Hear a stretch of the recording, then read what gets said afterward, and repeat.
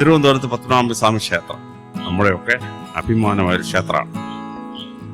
നമ്മൾ ആ ക്ഷേത്രത്തിൽ ചെല്ലുമ്പോൾ ആ ക്ഷേത്രത്തിന് ചില പ്രത്യേകത. വിഷുവിൻ്റെ അന്ന് രാവിലെ ആ ക്ഷേത്രത്തിന്റെ മേൽക്കൂരയിൽ നിന്ന് ഒരു പ്രകാശരശ്മി നേരെ വന്ന് പത്മനാഭസ്വാമിയുടെ വലത്തെ കാലിന് വലത്തെ തള്ളവിരൽ മുട്ടി നിൽക്കും. സൂര്യഭഗവാൻ പത്മനാഭസ്വാമിയെ വണങ്ങുന്നു എന്ന് ശാസ്ത്രം. പകൽ നമ്മൾ നോക്കിയാൽ ദ്വാരം കാണുമോ? ഇല്ല. മഴ പെയ്ത ദ്വാരത്തിൽ കൂടെ വെള്ളം വരുമോ? ഇല്ല. പക്ഷേ 1000 കൊല്ലത്തിന് മുമ്പ് പണിയിച്ച രാജാവിനും ശില്പിക്കും ആ പൂജാരിക്ക് അറിയാമായിരുന്നു വിഷുവിൻ്റെ അന്ന് രാവിലെ സൂര്യഭഗവാൻ ഏത് ദിശയിൽ നിൽക്കും, എവിടെ ദ്വാരം ഉണ്ടാക്കിയാൽ ആ സൂര്യരശ്മി നേരെ വന്ന് പത്മനാഭസ്വാമിയുടെ വലത്തെ കാലിന് വലത്തെ തള്ളവിരലിൽ മുട്ടി നിൽക്കും. അത്ര ഭയങ്കരമാണ്. ടെലസ്കോപ്പ് ഒന്നുമില്ല,